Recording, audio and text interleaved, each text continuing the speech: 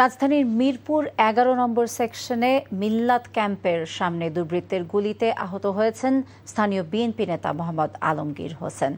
শুক্রবার সন্ধ্যায় গুলিবিদ্ধ অবস্থায় তাকে ঢাকা মেডিকেল কলেজ হাসপাতালে ভর্তি করা হয়। পুলিশ জানায়, চায়ের দোকানে বসে থাকা অবস্থায় একটি প্রাইভেট কারে এসে কয়েকজন দুর্বৃত্ত তাকে লক্ষ্য করে এলোপাতাড়ি গুলি চালায়। আলমগীরের স্ত্রীর দাবি, আওয়ামী লীগের দোসররা এই হামলার সঙ্গে জড়িত থাকতে পারে। চিকিৎসকরা জানিয়েছেন, আলমগীরের মাথা, পেট ও শরীরের বিভিন্ন স্থানে গুলি লেগেছে। তার অবস্থা আশঙ্কাজনক। একই ঘটনায় জ্যোৎস্না নামে আরও এক পথচারী আহত হয়েছেন। তাকে রাজধানীর একটি বেসরকারি হাসপাতালে ভর্তি করা হয়েছে। ঘটনার পর পুলিশ বিষয়টি তদন্ত করছে।